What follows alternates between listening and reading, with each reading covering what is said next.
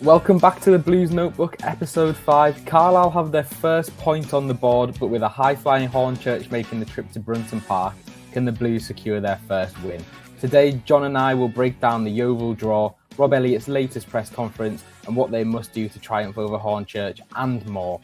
John, Yeovil on last weekend, how was the journey down? Long and longer. I think it was a bit of traditional Friday traffic was back in our lives, which was great for those of us that went the day before.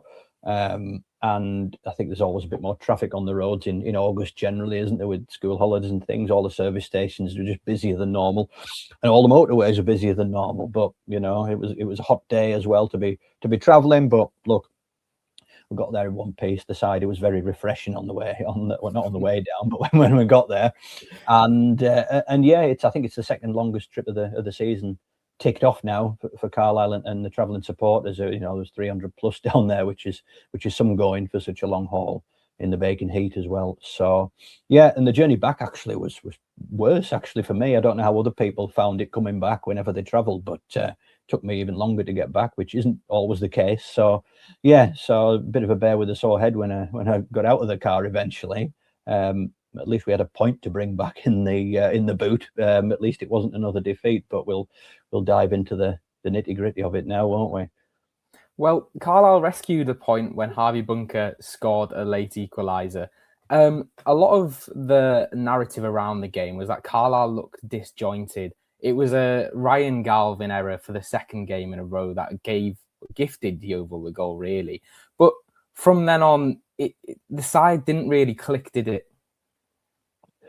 Not for a good chunk of the game. No, they didn't. And that was the most troubling part of the game for me. Was that period after that quite long period after Yeovil scored. It was a largely unforced error from Galvin, you have to say. It was just a bad bit of miscontrol. On the back of an error that was costly against Worthing, it amounts to a bit of a faulty start to the season from Galvin. I hope he can quickly sort of recover and regroup himself and get a couple of error-free performances in after that. But as a team and as a whole, after starting reasonably well for the first sort of 18 minutes or so, Carlisle, they were getting into Yeovil's half. They were giving them a few issues with some of the movement from midfield and not particularly creating anything cast iron, you wouldn't say, other than the sort of early malarkey header. But beyond that, Carlisle were largely in the ascendancy. But then after that, it was pretty abysmal, actually. I thought the general standard of what Carlisle offered, certainly until half time, that's a long period to be kind of going nowhere in a game, isn't it? And I think that's something that has been sort of explored in what's been said since, whether it was disjointed in the sort of formula of things, whether it comes back to almost the sort of more mental side of the game, which Rob Elliot seems to be driving at in Carlisle, how they respond when they go behind and go under a little bit. Either way, and it may be a combination of the two, I suspect, it's not a good initial sign, and Carlisle have to come out of these periods a damn sight quicker than that to make a response. There was no real hint of any response until the second half was underway, and I did think Carlisle sort of started playing with a bit more pace about them. They were moving the ball a little bit quicker. They were being a little bit more on the front foot. It certainly wasn't a sensational transformation by any means, but there was some signs that they may be mounting some sort of a response. And then obviously we had the red card, and then Carlisle were up against 10 men. That kind of changed the dynamic of the game again. Even then, Carlisle weren't fluent, I wouldn't say by any means, and it was a pretty grueling watch in a lot of ways, watching them try to figure out a way back. And as we know, it eventually came with virtually the last touch of the game. So, the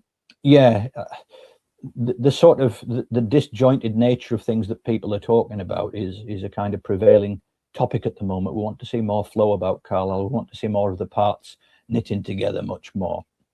To me, a lot of it comes down to perhaps the sheer volume of change we're seeing, whether that's individually or collectively, or even just in the short term from one game to the next, or more broadly based on last season. I mean, if you go through that the team on Saturday, there were very few places where there hasn't been some sort of fairly significant or subtle change. You know, we had to change a goalkeeper from one game to the other, of course, with Breeze going and Debois coming in. We had a different captain, you know, from Whelan to Kelly, injury enforced. And in various of those positions too, we know about Adjiboy and Linney moving sort of to the left and into the centre, respectively. Bunker started at the back against Worthing, started in midfield against Yeovil. Aziz sort of shifted more to the right against Yeovil. I think Harper was deployed a little bit more attacking in midfield against Yeovil compared to Worthing. So you go through a lot of these, and there's perhaps one or two others. There's not a lot that's been fixed in the very short term, even from the start of the season. So that all gets thrown into the pot, and I think you don't have anything that's settled by any means yet. And we know injuries have played, you know, a fairly significant part in some of this too. So it adds up to something that isn't in any sort of groove yet. And then there's also the debate about are some of these changes entirely necessary, such as Adjiboy on the left, Linney down the middle, which I know Rob Elliot has sort of tried to address in his press conference this week. So we want to see Carlisle into that groove and looking like some of these ideas are going to bear fruit and are going to deliver results at the end of the day, not just spells and not just territory and the volume of shots that Rob Elliott's been talking about. We want to see it converted, don't we? And you know, after 1 point from your first two, that conversion does need to start soon, and it needs really to start on Saturday. Well, it seems like it's going to take some patience, and obviously football is a results game, and you're nothing without results. You're not going to win the league with no points, but and that's obvious. But it's one of those things where, like you said, the wholesale change within the club this summer, and it's gone quite under the radar. You go from a defensively minded manager who's looking to protect a lead to a manager who, in my opinion, I don't know if fans agree, wants to attack games and wants to when they're 1-0 up, not stay 1-0 up, get 2, 3, 4. And it's a mentality shift as well as physicality. And this week I've seen a few fans asking, why are players looking tired at 60 minutes? And I know Rob Elliot said it's nothing to do with squad fitness, but it's got to play a part because players aren't used to playing at that high intensity for that long. And maybe he's seen something different on the training pitch. And we're not professional athletes, but when it goes from a training situation to a match situation, the intensity does rise. But it's one of those things where I feel give it, and I know fans won't want to hear this, they want to win, but give it a month, let it click. And I think you'll see the best of Rob Elliott's football. I'm staying positive about it because he needs to be back. You can't write a manager off after 2 games. No, I think that's perfectly fair. Yeah, I think that would be foolish to do. And yeah, being realistic, yeah, there's going to be a transitional time, and there's got to be time for something new to grow and take effect. You're not going to expect it to be clicking and purring and be all the bells and whistles after 2 games. I think at the same time, you want to see some of it bearing fruit, don't you? You want to see some of the initial parts of this being good enough to win National League games, which I think most people are of the view that shouldn't be beyond Carlisle with what they have at their disposal. And then it also sort of touches on the question how much change is right and appropriate, and how much change is too much change. Are we seeing the effects of too much change in the short term? I think that's a question I think that a lot of people are probably looking at. And I guess we will start to find out now over the next 2 or 3, because on top of, you know, giving something time to grow and to flourish and hopefully take effect too, is the ever-present pressure for results that was always going to follow Carlisle at this level. You know, after accruing 95 points last season, after getting sort of as close as they did in those terms, this was, you would like to think, going to be something about evolution as well, rather than just a completely new blueprint, if you like. I think that's what probably many people looking at how Carlisle finished last season would probably have looked at that. So is this what we're seeing now, that the process of evolution, or is it something a bit more kind of back to the drawing board in planning, if you like? It seems to be a bit more of the latter in terms of the amount of change we've talked about in setup. and that pressure for results isn't going to go away as much as I think most reasonable-minded people would think. Yeah, it does. We do need to be a little bit patient, and we do need to maybe see one or two more players back from injury, and we need, you know, some of the things Rob Elliot is trying to preach to bed in, and all that's well and good and all that's right, but you know, I think patience is going to be, as everybody knows and as everyone's witnessed already, patience is going to be limited if you're going through Worthing, Yeovil, Hornchurch, Wealdstone, before you've necessarily played any of the bigger hitters in your league and not picked up many points, and you Carlisle United. I think everyone has to be real about that and has to be realistic about that. So, you know, things have to start, that graph has to start going upwards now, doesn't it? Yeah, absolutely. Well, we'll get into the nitty gritty of the 1-1 draw. First, it was Adam Dubois' first appearance for Carlisle. I think I saw the Yeovil manager say it's the furthest he's ever seen a football player kick the ball. What did you think of him? And I know he was quite instrumental in getting that red card, which kind of set Carlisle on the way for the goal. What did you see from him? And obviously, he's got a lot more to offer. It's only 90 minutes. Yeah, and in all honesty, in the sort of bread and butter goalkeeping aspect, he wasn't tested a huge amount. I mean, the goal, Yeovil got the run on Carlisle after that Galvin error. Walker went through, and I don't think it was the cleanest finish from Walker that beat Dubois, although it was a pretty accurate one. Not sure you necessarily pin that one on the goalkeeper when he's kind of so exposed by faulty defending like that, really. Beyond that, other than a save from the McGavin free kick, which he wasn't fully extended on that one. He didn't have a huge amount to do when it came to that. I thought just in his demeanour and his body language, he came across as pretty confident and pretty proactive. Just the general aura he seemed to have around him, and we did get a glimpse of that kick, which again was a pretty proactive one. And Carlisle, to give them credit in that moment, got the run on Yeovil. Kelly got the defender sort of turned as they were battling for that ball, and it did sort of provoke that red card for Gubbins. So it's potentially some sort of weapon Carlisle might call upon at times. I mean, I think the last goalkeeper at Carlisle who had a sort of truly long and pretty enormous kick at times was Paul Farman in 2021. That's something they had in their arsenal, if you like. So it'll be interesting to see that from Dubois. It's something Rob Elliot has talked about as well in terms of that attribute.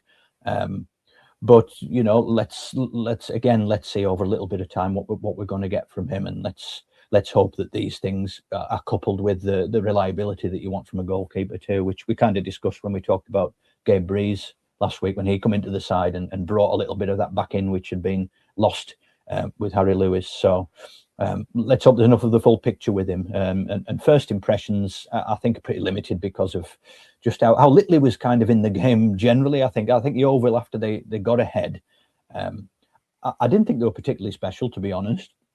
I think they could have made more of their spell in the first half after they scored. They got at Carlisle a bit. They didn't greatly hurt them.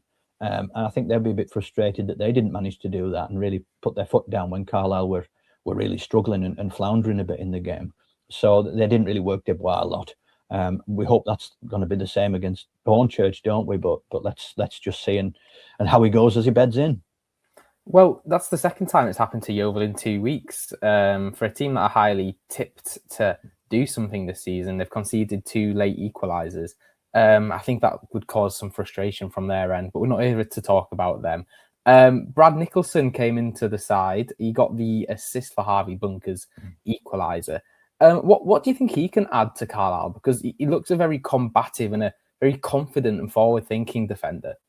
Yeah, he looked pretty confident in his sort of in his bearing as he was out there. He came into the middle of that defensive unit, and I think that was probably the right thing to do. After he came on against Worthing and looked pretty combative. In that late cameo, we saw some of the long throws that were we know are a big part of his attributes. Some real distance he gets on them and real sort of loop and dip on them as well. And they cause 1 or 2 moments. If it wasn't directly from the long throw, it was sometimes from the second phase as well. That kind of forced that early Malarkey chance, as I remember. So he's got that, and I mean, again, defensively, I thought he was largely fine. He was largely quite sort of composed on the ball, I felt. I mean, Carlisle got done for that opening goal, and Nicholson wasn't really able to regroup quickly enough to chase and catch Walker as he went through.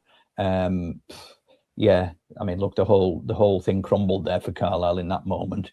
Other than that, I thought it was pretty sturdy. It was pretty solid. I think there'll be a fixture at the back for a while, I imagine now. I think he was one of Carlisle's better players on the day, actually. And the bar wasn't necessarily skyscraper high on that, but I thought it was pretty decent. And he and Carlisle did, to give them a crumb of credit from the whole thing, did keep going to the end. And he did flight in a very nice cross, actually, for the bunker equalisers. So interviewed him after the game too. Very mixed feelings that he sort of reported in terms of, relief to get a point, but Carlisle should never be satisfied with drawing games. That's what you want to hear. That's what you want to see about Carlisle this season. So if he embodies a bit of that winning mentality, that ruthless winning mentality they're going to need, then so much the better. So you'd imagine it'll be a first sort of home start for him on Saturday. So let's see if he can bring a bit of presence to the thing in a positive way too there. It's also bearing in mind saying that Rob Elliot does expect Morgan Feeney to be back in the side on Saturday. I feel like, I don't think he'll start, but when Feeney gets fit, I think it'll be a more solid defence. I think Nicholson will come into one of the wider centre-backs, Feeney being the anchor in there, and I think that you'll be able to see his passing ranges a lot more as well, working with that right back who pushes right the way forward. I think one player from both of the games so far, despite the disappointing results, that we've both thought has looked good is Harvey Bunker. I can't believe he wasn't playing week in, week out for Robbie Savage's Forest Green. He looks some really shrewd business, and I think he's going to be important this year. Well, I mean, who was playing week in, week out for Robbie Savage's Forest Green, certainly in the second half of that season. So, I don't think that's any sort of stain on him that he was in that sort of category there. Again, it's early days, isn't it? But I think he's made a pretty decent start, all told. I thought, in the way Carlisle started at Yeovil, in that defensive midfield area, that holding area, I thought he started pretty well. He was mopping up a few things, putting out a couple of little fires, and that's what you hope will be the bread and butter of him in that role. Then Carlisle's performance, declined, as we know, and there was very little about them to lift that again, whether that was from Bunker or Aziz or the wide players or anything. They lacked some authority throughout that period. So that's more of a collective thing, I think. As it went on, I think he did show a bit of aerial presence, not just for his goal, but in a few moments before that too. He did get on the end of a couple of things. He's got good size and good stature on him, and maybe some hints of some good timing when it comes to those runs into the box too.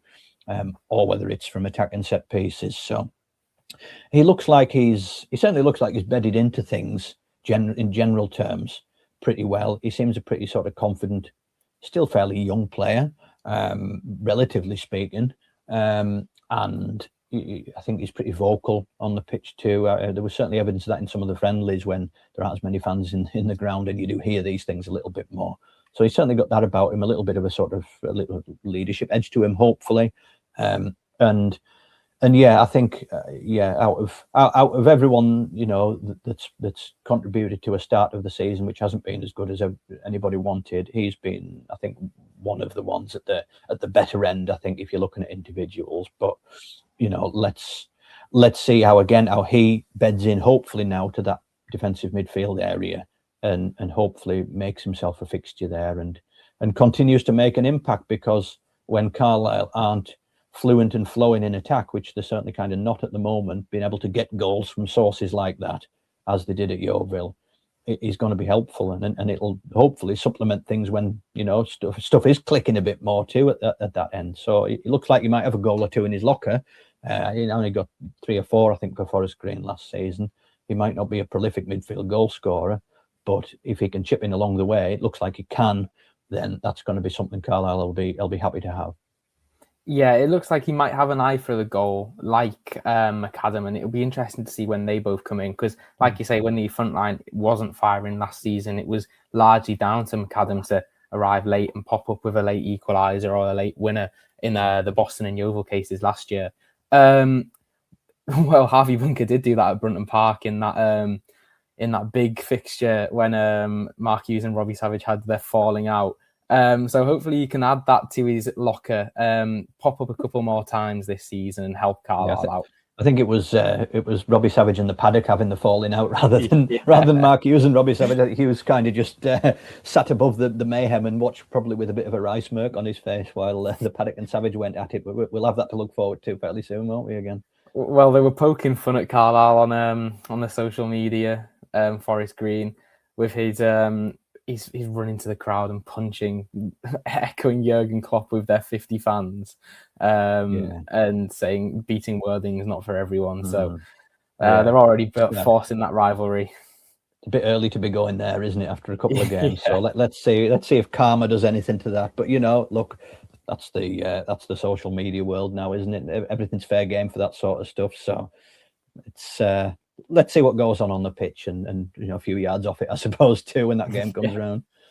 Well, we'll move on to a slightly more worrying side for Carlisle. It's the lack of goals from their star man, Regan Linney, and also Adjiboy as well. They're not really hit form yet. I don't know if that's a case of just learning new roles, new positions. As Rob Elliot said this week in his press conference, the reason they're not playing in the positions they were last season is when Rob Elliot came as Gateshead manager to Brunton Park, he knew where Linney was going to be. He knew exactly how he wanted to play and how he could prepare and plan for that. And he feels with Linney in a free role and Adjiboy on the other side, they can cut in and they can do something different, which can catch opponents out. It's a good way of thinking, but is it, like you said, changing something that was working for the majority of last season? You don't score, I think, 23 goals by accident, do you? No, I think that's the crux of it now, isn't it? I mean, look, Rob Elliot has faced those questions. He's given his answers and explanations. He feels that he feels that Adjiboy is quite strong on his left side as well as his right, and he feels that left-sided role can perhaps open things up a little bit more for him. I think in itself, it's not a ludicrous sort of notion to have. I mean, he's not the first right-footed winger to be asked to play and cut in from the left in the history of football, is he? And so in that respect, I don't think there's anything wrong with the theory, but you just in practice is we want to see results now, because from the second half of last season, Adjiboy had some truly impressive games on the right, and he sort of emerged all of a sudden as the player Carlisle hoped that they'd sign. So now that's been changed positionally. That's a decision now that Elliot's kind of hanging his hat on, and now we need to see it work, don't we? I think it's one thing knowing and being able to plan for something that you think might be predictable, but it's often a different thing actually stopping it. And the fact Linney did get 23 goals from usually starting in that left-sided position, that tells you that it wasn't always easy for teams to stop it, even if they felt they could. Now, I know Linney's season last season had its undulations. It had its really hot periods. It had a pretty cold period too. And I know that the fact that he was suffering from Bell's palsy was a factor in that time as well. But and additionally to that, it's not as if all his 23 goals were scored from him cutting in from the left. You can think of other ones where perhaps he's popped up in different areas and scored. But that was certainly his starting position, and that's how the structure of the team was generally working when it was at its best. So Elliot feels that someone with his goal scoring attributes is perhaps a better bet in a more kind of central roaming, floating starting role. And again, I think you can understand the theory, but it's certainly, you wouldn't say it's got the best out of Linney in the first couple of games. That said, he could have had a couple of goals against Worthing without too much difficulty, less so against Yeovil, I think. And then, as these games go on, the parts start to move, substitutions took effect. Carlisle had Josh Williams going down the left at Yeovil in those latter stages too, and various different things going on. So I think as long as Carlisle aren't necessarily getting the best out of them both, and I don't think, certainly didn't with Adjiboy at Yeovil, he didn't really make a great impression on the game. I didn't fail. As long as that's not working as such, that question is going to hang. And on top of this too, you hope there's enough adaptability in the approach, in tactic and strategy to switch these things around, to go with Linney on the left, to go with Adjiboy in the right. That shouldn't be sort of planned and schemed totally out of Carlisle's identity, I don't think. There were a couple of occasions on Saturday at Yeovil where they did switch and they did move a little bit, but not for the full piece by any means. I think Elliot really likes Duru in that right-sided role, sort of gallivanting forward from right back. So, yeah, it's, you want to see enough flexibility, I suppose, particularly if the plan A scheme, such as it is, isn't sort of delivering immediate results. Then it's going to come down to a matter of your tactical taste, I suppose. But results and performances are going to underpin everything, and that will vindicate or otherwise what Elliot has chosen to do with these guys. And again, when it comes to Hornchurch, whatever happens, we want to see Carlisle on the front foot enough and these things working enough to start justifying what he's doing. Because if not, these questions certainly aren't going to go away. Well, finally, before we move on to what Rob Elliot was talking about during the week from his press conference, Carlisle did introduce a new face on the way down to Yeovil, and he made his debut, Luke Skinner. I think it's only a 1 month loan at the moment, but I think it could be extended. What did you see from him when he made his cameo? He looks, and again, this was from looking at sort of clips of him beforehand too. He looks a pretty decent unit in terms of his size. He seemed to have some energy about him, and he's certainly got youth on his side, of course. So you know, that's his profile. Is an emerging young player at a championship club. There are many of those, and you hope Carlisle have got a good one who can have a short-term impact. Now, in terms of the game itself, a couple of decent chances did come his way. There was the Linney free kick that was parried, and Skinner was attempting to get onto it, didn't try to do that cleanly enough to score the rebound. And then there was another chance when the ball was cut across to him from the left. He found a good position, actually, found a good bit of space, pulled into that, but didn't get the finish right, kind of possibly snatched at it a little bit. You're looking for a bit more composure in those moments that maybe you won't necessarily get from an 18-year-old on for his debut a few minutes in, potentially. So let's hope as he beds in, a little bit more of that comes, because, you know, we're looking for a signing like that to bring a little bit more ultimately than someone like Hugh Parker did last season, when he looked like he had a decent bit of technique and a bit of presence about him, but he didn't have that sort of cold blood when chances came as a young player. And Carlisle, some of their other options in the loan market didn't deliver too much either, like Yeboah, who came in a little bit later. So, you know, it's a short window for Skinner to do something. I think one thing we will say is he will get opportunities just because of that shortage of attacking options up there for Carlisle. I'm sure he will get some minutes and he will get some chances.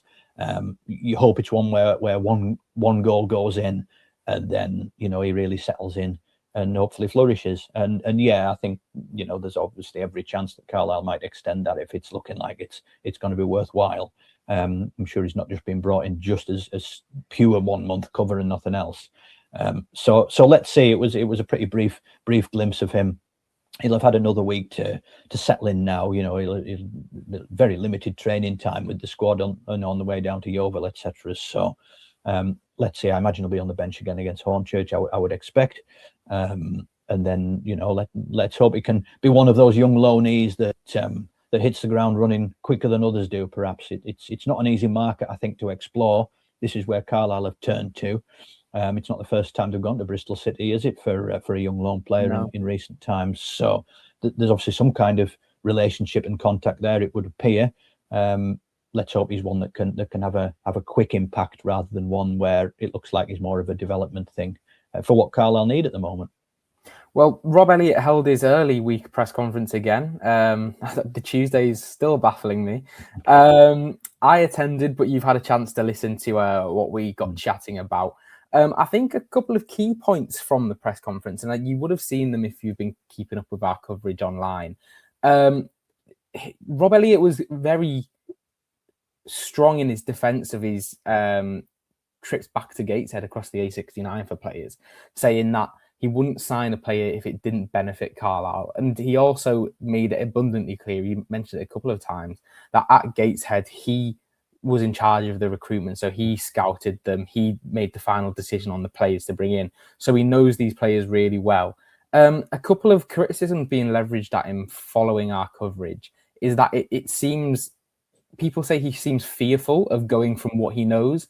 Going back to Gateshead and bringing 3 players in, you know what you're going to get with them, rather than maybe rolling the dice on someone else. But that's also for the recruitment department to do. And I feel like if the recruitment department's agreeing with the head coach, these players match the optics we're looking for, they're going to be the right signing. So let's bring them in. I feel like people are overlooking the point of a sporting director and recruitment analysis. It's not just the manager goes, I like him, let's sign him. There's background work that goes on. Yeah, I think that's certainly true. And you can look at other signings Carlisle have made, haven't come down the Gateshead route as well, like Harvey Bunker, like Duru, who by all accounts was someone flagged up by the recruitment team, by Jacob Lane, for example, a recruitment analyst. So, that's something that Elliot has moved on and been happy to do. So there's nuance and there's different layers to all of this, isn't there? When it comes to someone like Dubois, my understanding is pretty clear that he was someone Carlisle flagged up well before Rob Elliot was on their radar as a head coach. He was a goalkeeper that kind of stood out in terms of what they had their eyes on last season. So look, the fact that he played for Elliot at the time, and it's an obvious 2+2 thing for people to do there, isn't it? I think there's a little bit more nuance to that one. I think it's as old as the hills that a manager will often look to sign or bring in or recruit people or players who he's worked with before. I think, this wouldn't be the first time we've seen it. It certainly won't be the last, and Carlisle certainly won't be the only club to be doing that. Elliot's clearly got a lot of trust in a certain coterie of players. He is a manager that hasn't sort of been around the block for years and years in terms of his managerial career. So in terms of that cohort of players he's worked with, it's perhaps not as necessarily as broad as what maybe other managers might bring to the table in that. So in that respect, maybe the pool is more limited just in terms of who he's worked with, who he knows he's worked with, who he knows he feels he can trust in that respect. That's why perhaps people like Malarkey was someone they turned to as well, because he had him at Crawley. So, look, it's, again, I kind of feel like I'm repeating this point quite a lot, but it just boils down to them proving to be good enough. We know what Carlisle needed to do in some positions this summer. Certainly in central defence, they needed to upgrade on Thomas and Hayden. That was a pretty obvious thing, and provide some better and broader competition for the likes of Mugabe and someone that could supplement their market leader at the back in Feeney. So I think this is where it is early to be passing judgment, because Kenton Richardson's had one substitute appearance, Brad Nicholson's had a sub appearance and a start, Malarkey's had a couple of games there, and look, Carlisle's defensive record, 4 conceding in 2 games. It's a small sample size. We know things come apart against Worthing. I think it was just on the back 4, but they're part of it.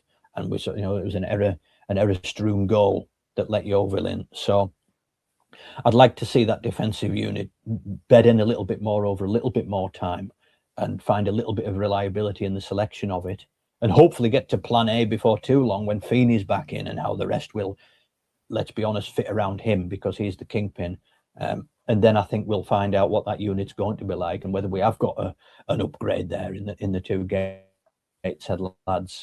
So yeah, the Gateshead point, I feel it's going to be leveraged against him until results come good. I think it's one of those things where criticisms will be given against you no matter what you do if results aren't going your way, because you're a club like Carlisle United losing to Worthing and drawing to Yeovil when the expectation is the owners wanted us in the Championship. We've gone the wrong way from when they've come in. So obviously fans are going to be frustrated, and I get that.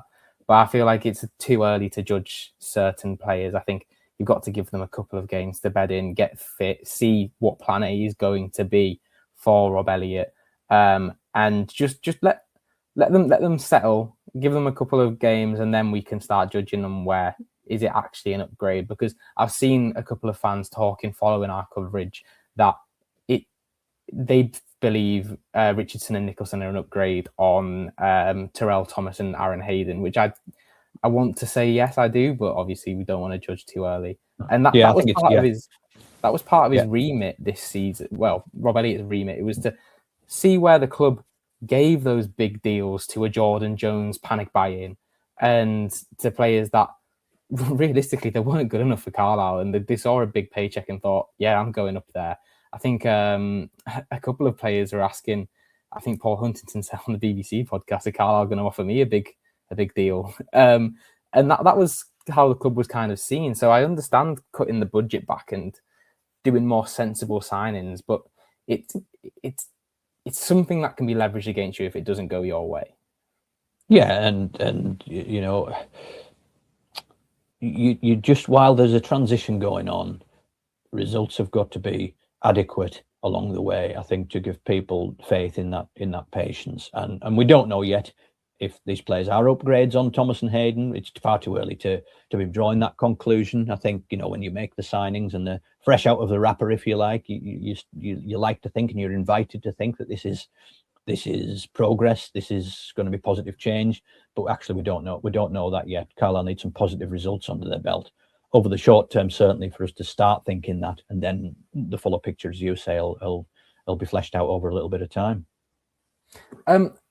Another point Rob Elliot was making during his press conference was that he believes there's still some lingering doubt around the club when a goal goes in. The positive attitude kind of gets sucked out of the players, and he mentioned about that can affect how the fans view the game as well. Is that something that you still think is there? I know Mark Hughes did quite a good job of turning that losing mentality into a winning one, but it's still fresh. And I think the words Mike Williamson, I think it gives PTSD to a lot of fans around the club.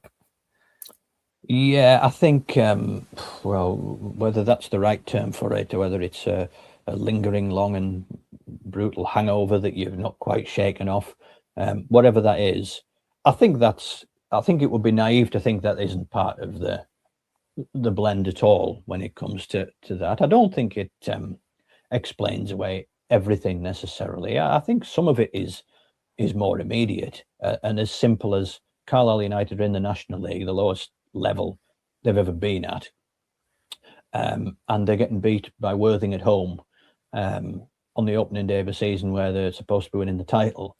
And I struggle to see many seasons and many contexts, whatever the history is, where people would be sort of quietly not accepting of that, but just a little bit disappointed about that and a little bit resigned to that.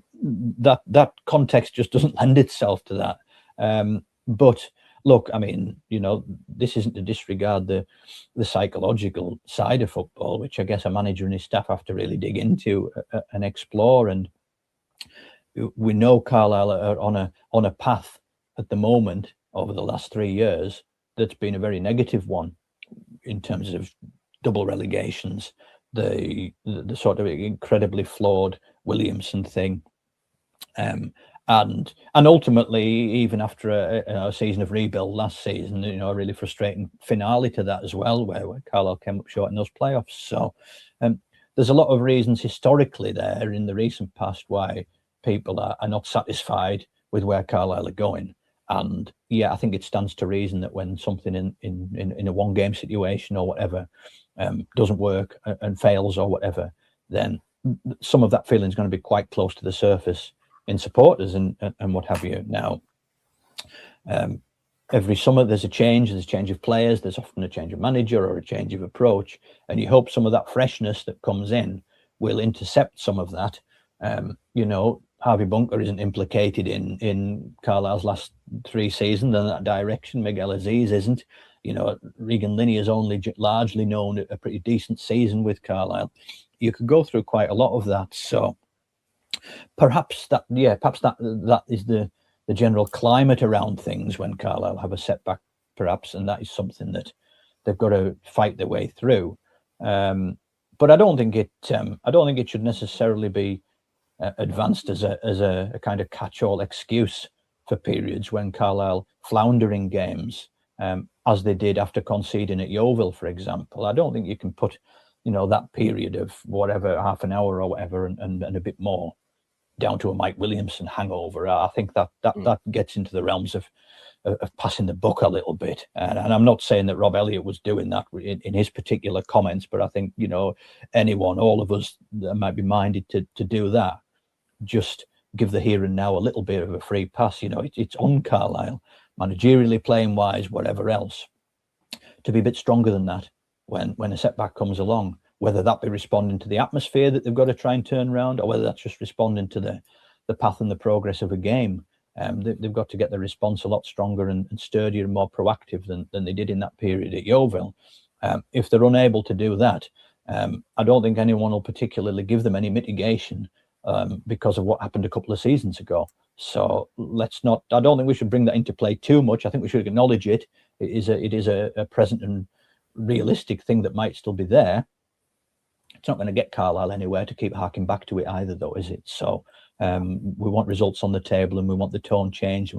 Ultimately, we want Carlisle out of this division, because people aren't going to be satisfied until that's the case. There's going to be disgruntlement around while that's not the case. And everyone's got to be strong enough and resolute enough in the face of that, whether that's on the pitch, whether that's in the dugout, whether it's around the club, whatever. That's going to be the situation. That's not going to change, I don't think.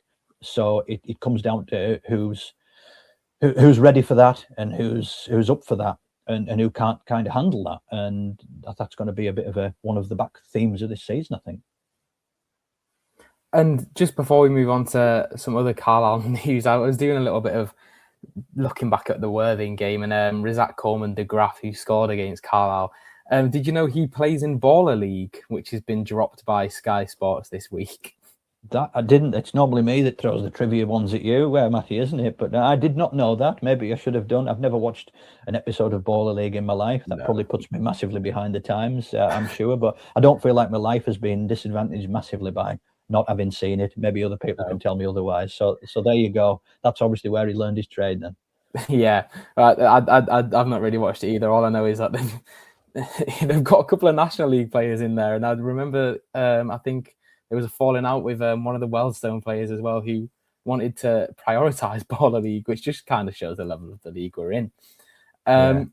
Well, moving on, before we move on to Hornchurch, the fan engagement index came out this week. Carlisle got a strong score, but transparency was downgraded. Just before we break that down, John, what is the fan engagement index? Well, this is something that's been run for, it must be getting on for about 6 or 7 years now. It's called the Think Fan Engagement Index. Kevin Rye is the sort of the supporter whose brainchild it is, and it's something I think a lot of clubs, certainly the ones that score well, certainly like and kind of invest in as something that's meaningful to them. It ranks clubs. And when you come down to fan engagement, I always think that the best measure of a fan engagement is how engaged fans themselves feel. Now, that doesn't seem to be necessarily measured by this in terms of going to talk to fans and see what they think. It's more a look at what clubs do by way of their strategy, their fan engagement, sort of activities, their reach and things like that, in things like dialogue, governance and transparency. They're the sort of 3 pillars of this, and they will look at all manner of things, whether it be involvement with supporters' trusts, whether it be fans forums, whether it be how they share information from the official channels through the various media outlets. It can be how transparent they are with what's going on in the boardroom, or all these sorts of things. And all these things are important. I think it's important that they are measured and judged. And so that's ultimately what it is. And Carlisle have always, traditionally scored very highly in this since it came in. I think in 2019, they've been as high as second over the years. They've been, fourth, and this is in the, over the country's teams, the 92 AFL teams and some National League ones as well. So, I mean, in itself, that's pretty laudable. It speaks well to some of the things Carlisle have been doing in terms of sharing, some of the information and entrusting supporters with some of that. Now, this season's, well, it's a judgment on last season on 25-26, that the latest index is out now. And again, Carlisle scored pretty highly. They were placed 7th overall, and their scores in things like dialogue were particularly high. Again, governance was a little bit less, but still pretty strong, and transparency, compared to I think much of the rest of the country, is still pretty high. But it was the notable drop off based on last season. Last season, Carlisle got sort of a maximum score of 80 in the transparency column, and now that's gone down to 50. And that explains why they've dropped down the table from 2nd to 7th. So again, you have to take a balanced view on that and say they're still performing well overall when it comes to their fan engagement metrics as far as this thing rates them. But it is quite interesting that their transparency is deemed lesser or worse than it was a season ago. Now, the exact reasons for that in terms of how this has been judged haven't really been set out yet in detail. I'm hoping to get a bit of insight from the fan engagement index people on that at some point. Carlisle United haven't really gone into that at all. That they sort of expressed their satisfaction about where they're placed, but they haven't talked transparency in those finer detailed terms. Now, the transparency criteria looking at this thing comes down to sort of organised, formal meetings with trusts, how they not just stage but report on fans' forums, and how much transparency comes out of board meetings, whether it's minutes or reports and things like that. So these are some of the areas where transparency is judged. So clearly in some area of this, Carlisle have been judged to have done less than they've done before in that. So I'll be interested in the specifics of that and how they've been rated there. I think, broadly speaking, a number of people feel like they're not hearing enough, or certainly not as much as they were before from the ownership and the top table. I think that's pretty clear. We've talked about this before. The owners aren't giving interviews hardly at all now. We're hearing very little from Tom Piatek and the family in terms of that sort of very public-facing dialogue, other than perhaps what we might read in a press release or an official email now and again, or comments in a statement on a signing or an appointment or things. We're not seeing them public-facing in the same way as before. Perhaps that comes into it. I'm not too sure. The previous regime, pre the Piateks, I think grew less and less public-facing as they went on, and you could probably say less and less transparent as a result in some ways. I think Nigel Clibbens, the former chief executive, is fundamentally responsible for how Carlisle improved as a fan engagement entity in a lot of these metrics we've talked about. But I think fan engagement and transparency comes in other areas too. And I think we'll talk about the new CEO, I think, as well in due course. I think that'll be a really interesting area where we see what he's all about in terms of that, because I think there is a bit of a void at the moment in terms of Carlisle talking to their supporters at every level, certainly from the highest level.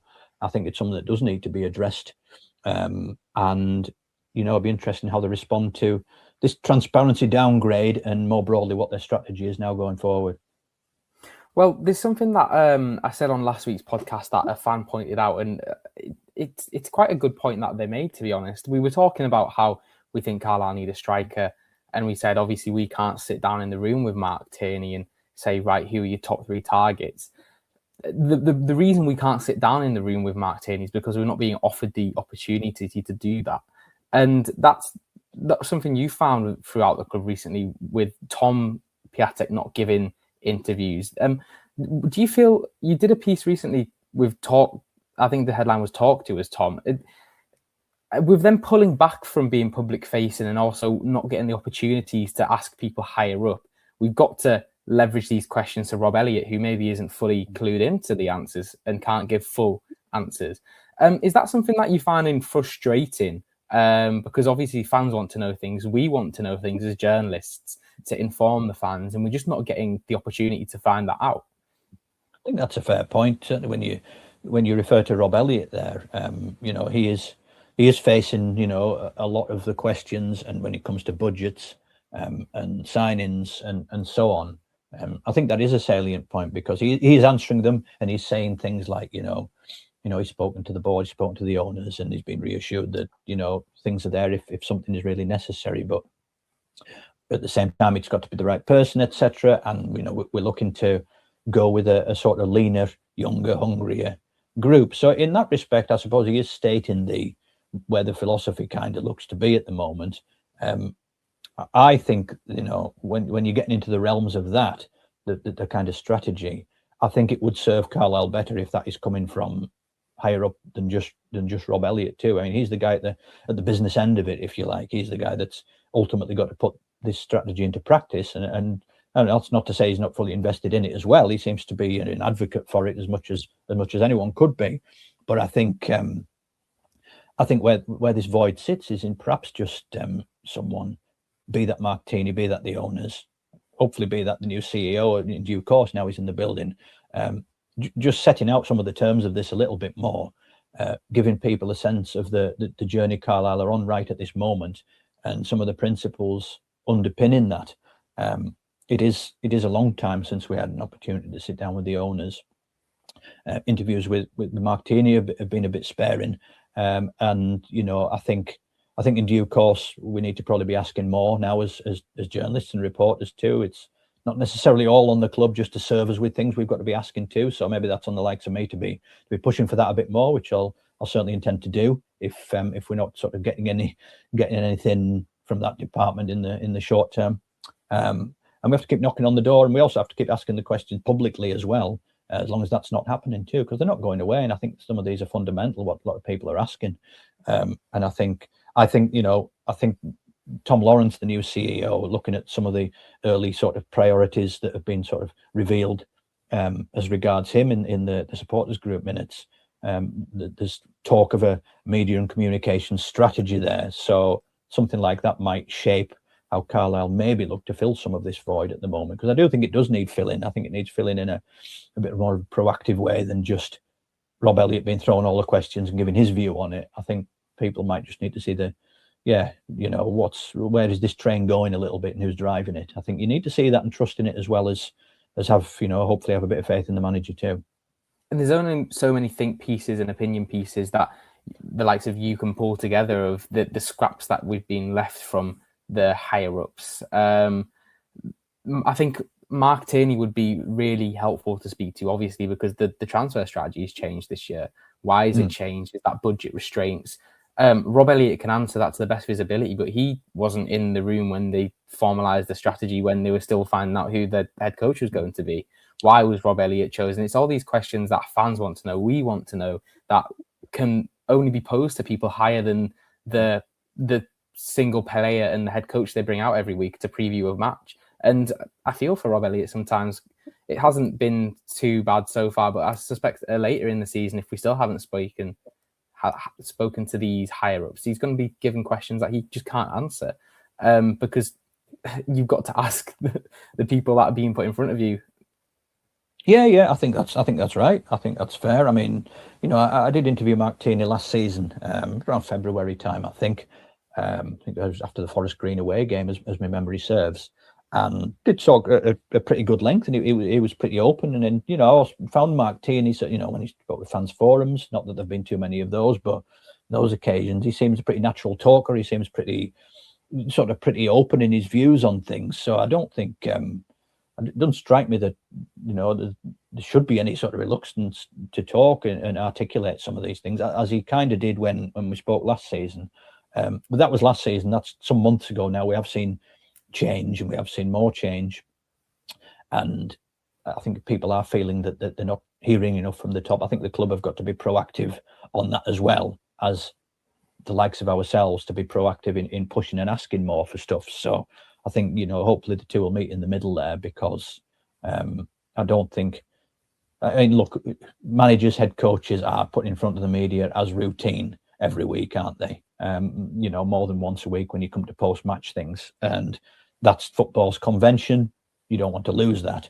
But I think clubs generally, whether it's sporting directors of football, people higher up the chain, could do more on a more proactive, organised footing in terms of asking questions. I mean, some years going by now, Carlisle briefly trialled a sort of, it was going to be a monthly sort of directors press conference where the CEO and other directors were going to be put up in front of the likes of ourselves. That didn't last very long for whatever reasons. They sort of leaned more towards the supporters group forum under Nigel Clibbens for doing that sort of thing. I always think it was a shame that didn't get a bit more lifespan, because sometimes as journalists we might ask a different avenue of questioning than supporter representatives might. That's not to say one's more valid than the other, but one might be more probing in a different sort of way. And if, I don't know, one might potentially at times be less comfortable than others. I don't know. There's different settings, there's different ways to skin the cat, isn't there? So I think I'd like to see a bit of a return to the club being on the front foot in terms of putting people up, as well as us chasing them at times. Before we move on to Hornchurch, we also found out that we're not going to get any money from the James Trafford deal. I think the club did get something from when he went back to Man City, but that's just something else to add. I think we learned that this week.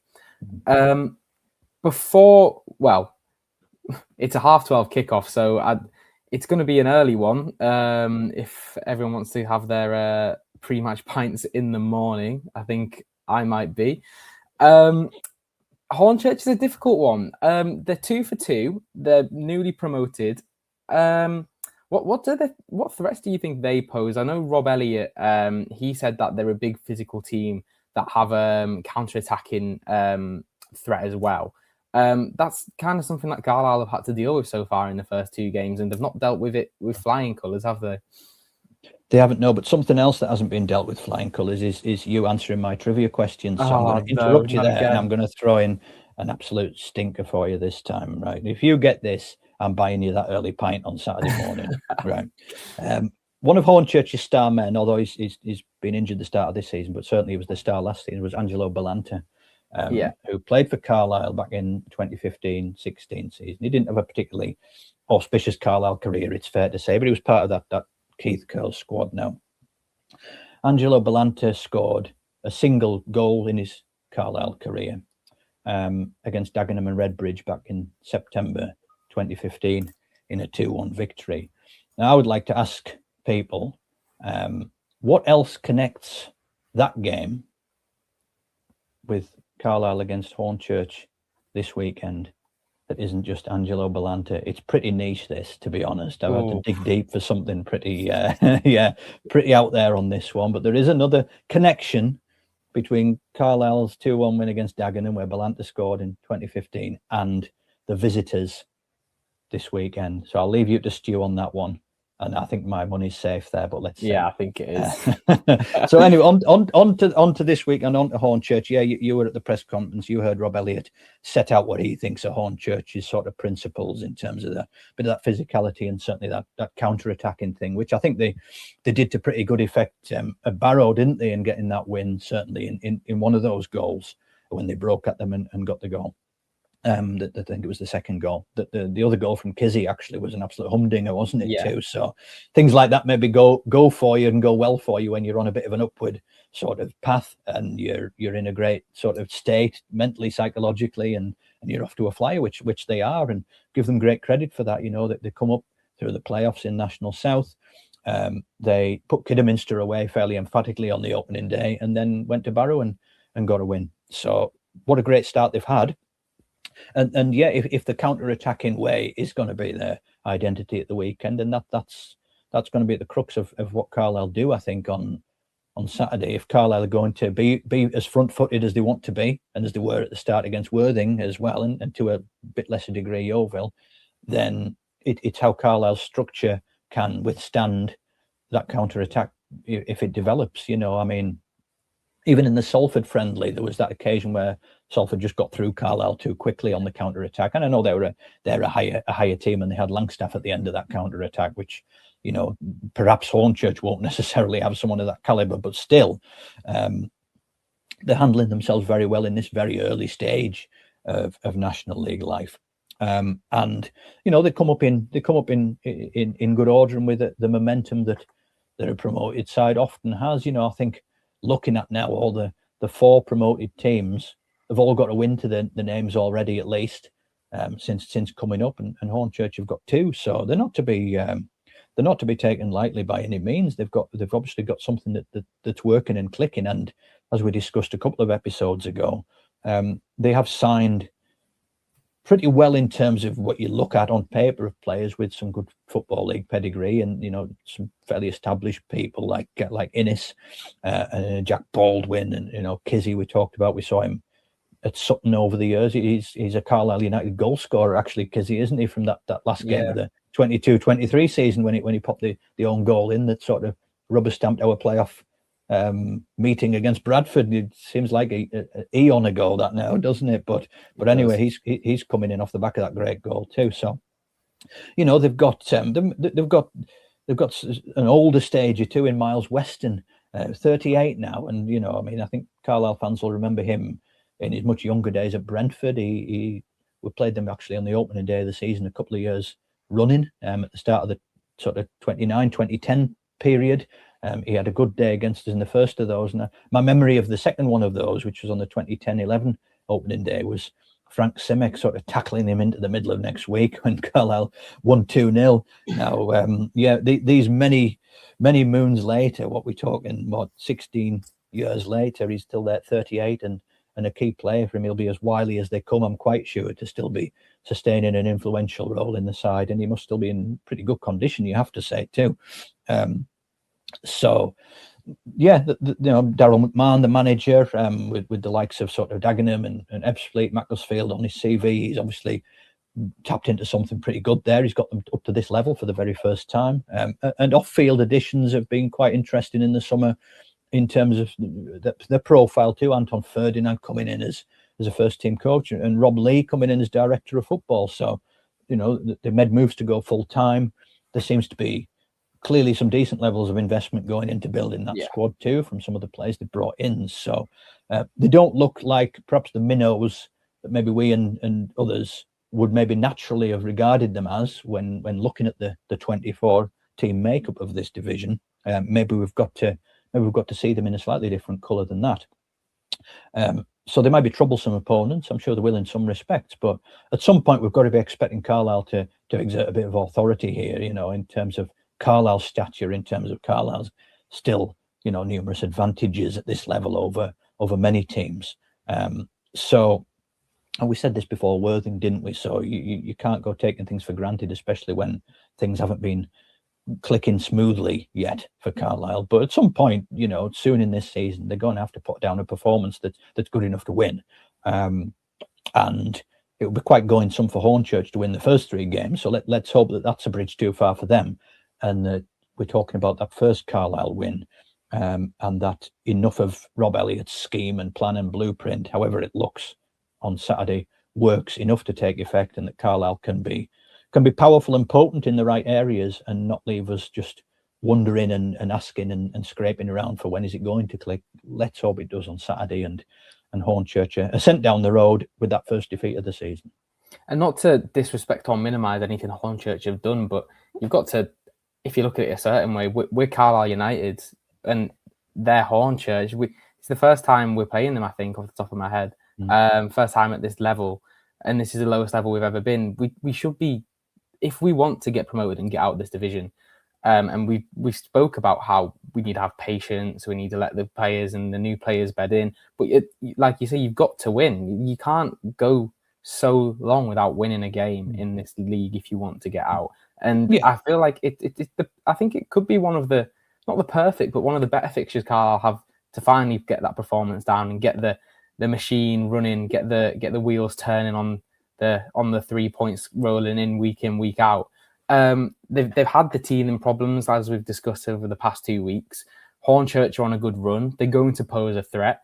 Let's see Carlisle rise to that, dispatch of the threat, minimise it, and just show their authority and stamp their authority on the game, which we know we can do because Regan Linney can score from anywhere on the pitch, realistically. You've got David Adjaboy who can run through a whole team on his day.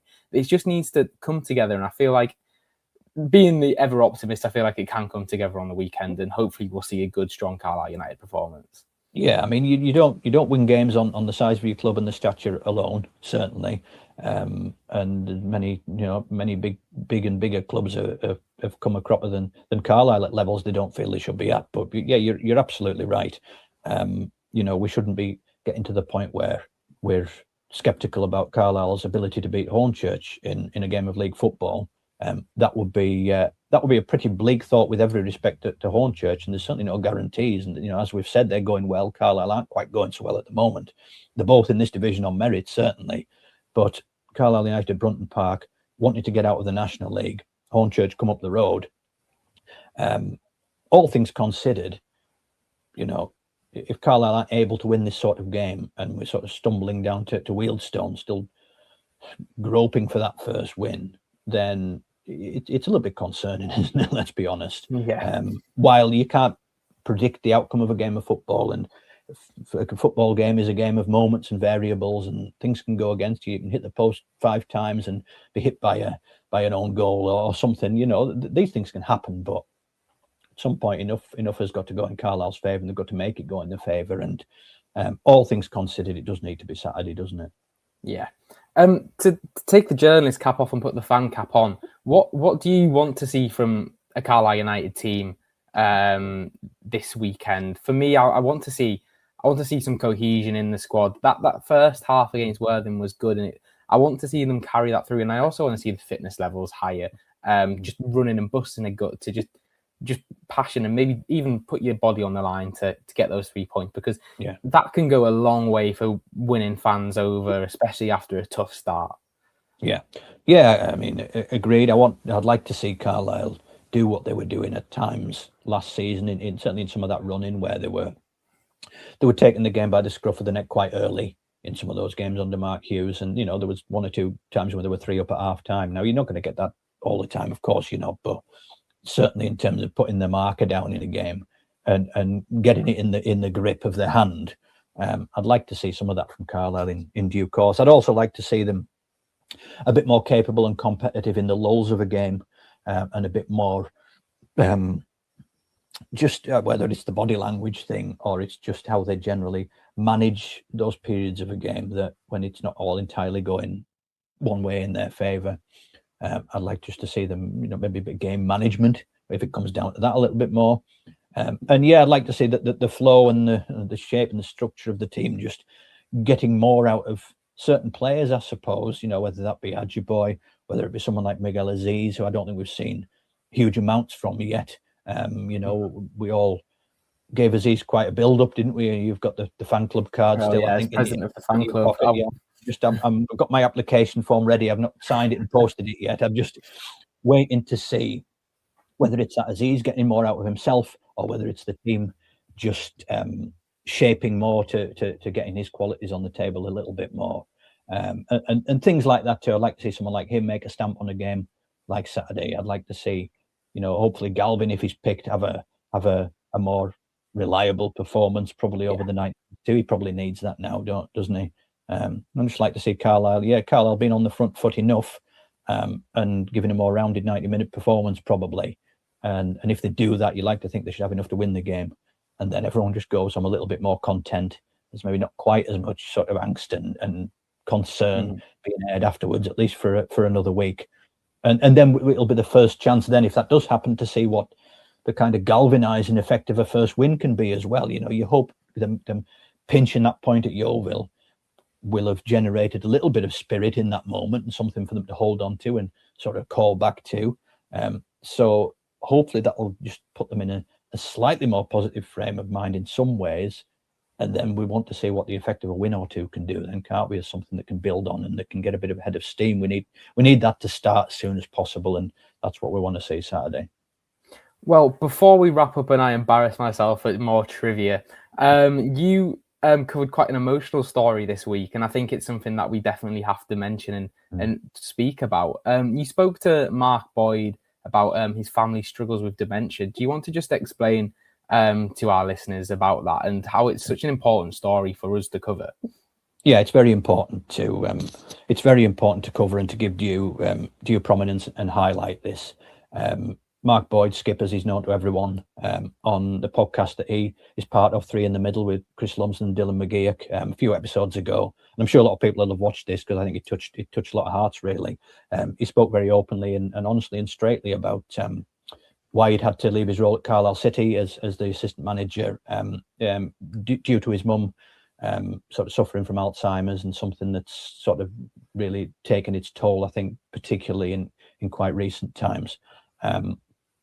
Off the back of that, there was a real sort of outpouring of response to Skip from a lot of people, and I think through Lummy in particular, this charity raffle has been set up that a few good prizes have come along and been added to, like a signed Carlisle shirt from 2016-17. It's sort of the white third shirt that I don't think was ever worn in a game, so a little bit of rarity factor there, but it's signed by a lot of the top players of that team, like Jabari Beret, Danny Granger, Mark Gillespie, Nicky Adams, that sort of team. So it was a very good team, and that's up for grabs. I know Dean Scully, the kit man, reached out with a signed shirt, a home shirt from the current team. So that was great that Carlisle's current setup did that and reached out. There's hospitality for a Manchester United game coming up in the autumn too, and I think there's one or two other good ones going to be added too. So I spoke to Skip on Friday, and as anyone who knows Skip, he's as honest and as open as the day's long, and he sort of poured out his heart really in terms of how that had affected the family and how it affected his dad and everyone, and just how heartbreaking it has been to see what his mum was going through and what the family are having to deal with. I don't think he's sort of one who, as he said himself, I'm not really one to put myself out there and start asking people for money and donations and stuff, but kind of it isn't his thing really. But I think he also sees that a charity raffle that will benefit Alzheimer's and dementia charities is something that can only hopefully do some good to others who might be going through similar or might be about to go through something similar. It's a very cruel set of diseases, as a lot of people will know, and a lot of people will have had close and painful experience of. I'm quite sure. So yeah, so I did a big article with Skip the other day. That's on the News and Star website. You can still find that now. The link to the donation and the raffle page is in there.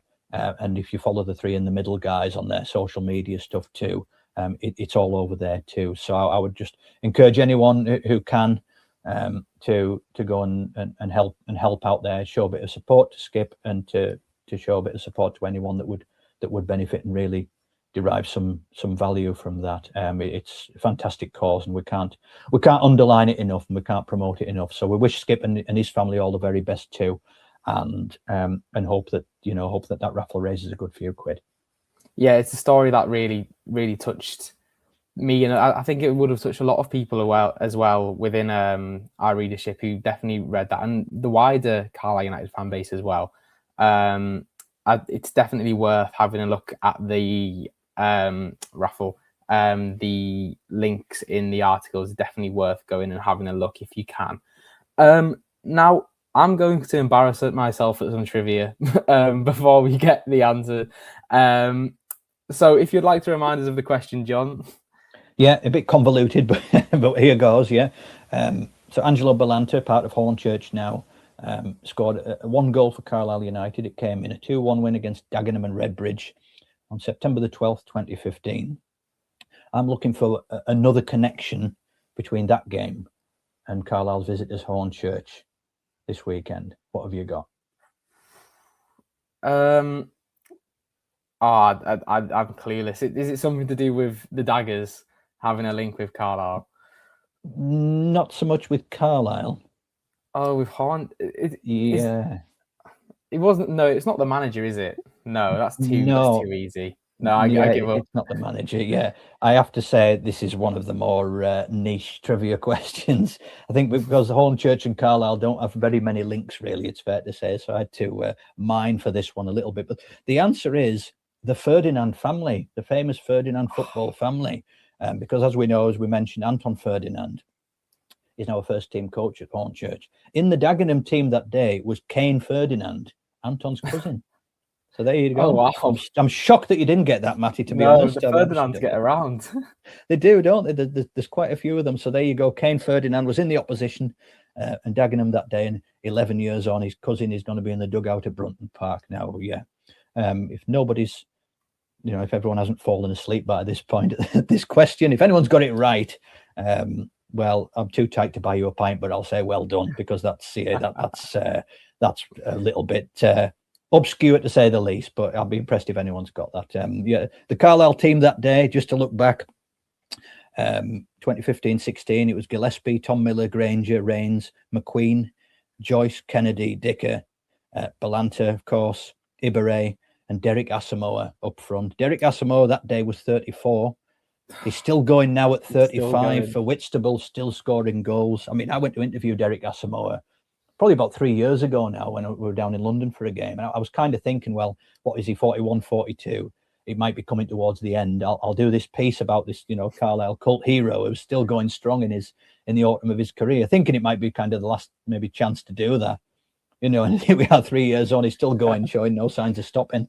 Will he get to 50 and still be playing? Will he be like Stanley Matthews and carry on into his 50s? If anyone can do it, Derek can do it. So, yeah, good luck to him wherever they are this weekend. But there you go, Carlisle, Dagenham, Hornchurch, tangential trivia. And that's all over now for another week. You'll be glad to know. Well, thank you for watching this week's episode of the Blues Notebook. If you've got any burning questions that you want to ask John or I, please comment below or get in touch with us on any social media that you can find us. We hope Carlisle will have their first win that we can break down next week. Thanks for joining, and we'll see you next week.